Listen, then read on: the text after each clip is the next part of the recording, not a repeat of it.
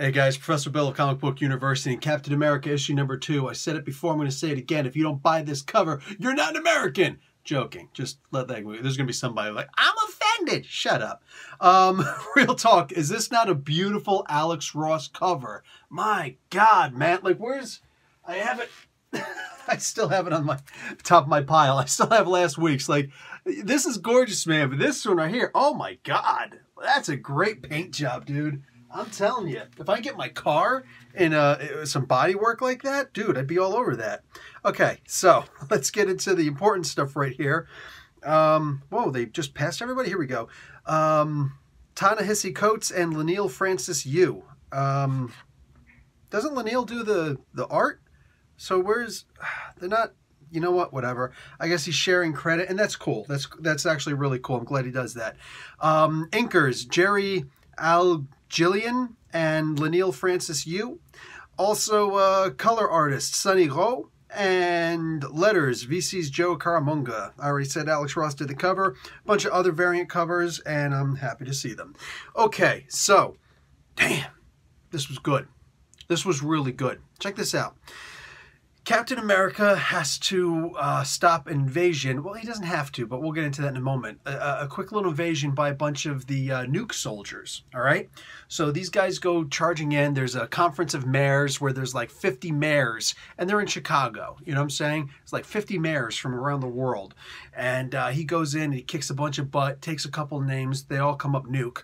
It is what it is. And he puts down this quick little invasion. Thunderbolt Ross comes up, and of course, he's an absolute D-bag, and he's like, Captain, you know, with all due respect, shut up. I still remember your Hulk chasing days, all right? A lot of politicians are skirt chasers. A lot of generals named Thunderbolt Ross, they're Hulk chasers, okay? You get what I'm going, all right? That's never going to change, and when you were Red Hulk, you were flat out, you were rude, evil on a cosmic level. Shut up, you stupid, evil son of a gun.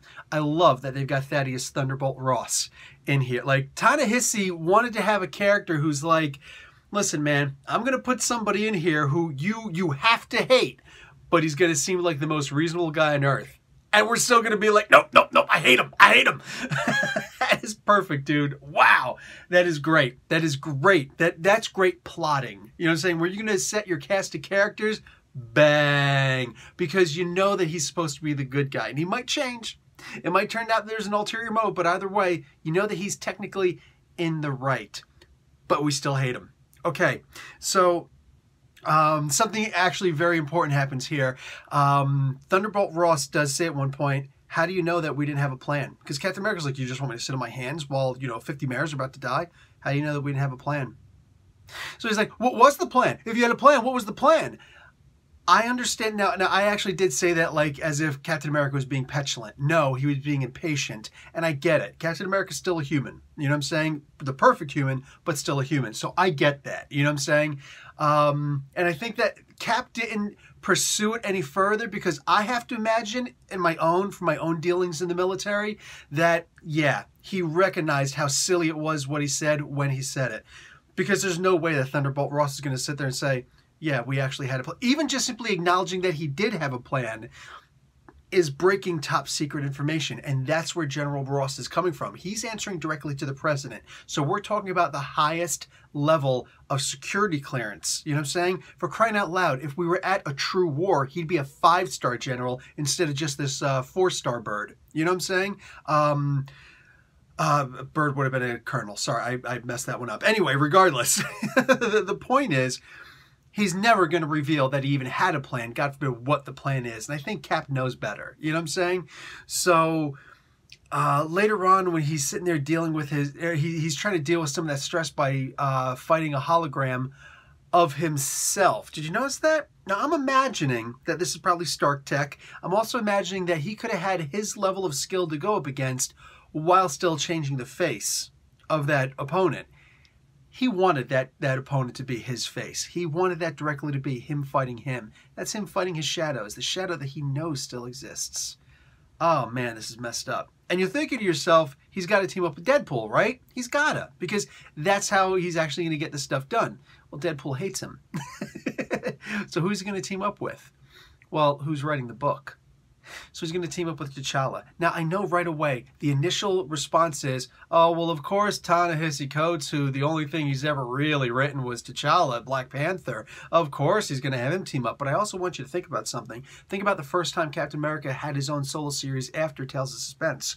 What exactly happened? He teamed up with T'Challa. In fact, that actually led to the book turning into its own book, Captain America issue number 100. He was working with T'Challa, and he loved T'Challa. He loved working with T'Challa. Some of the best stories of Captain America are with T'Challa. They're like Batman and Robin if they were both Batman. It's like at the same time. This is looking to be really good, man. This is looking to be really good, because I want you to think about what else is potentially going to happen here. By Captain America working with T'Challa, he's technically a foreign agent at this point. Seriously, I want you to stop for a second and think about the implications of that. Captain America is now a foreign agent because he's working for or with, in collusion with, a foreign agent.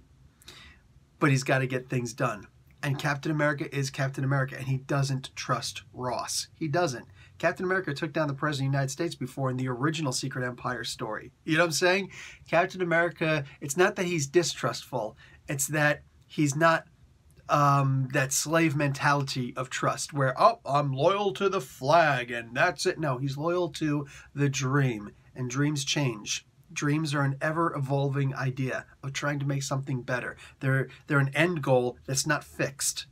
And that's what Captain America is all about. So far, I'm genuinely loving this. I don't want to hear about the haters. If you got something hateful to say, go back on those hateful channels and say them. You know what I'm saying?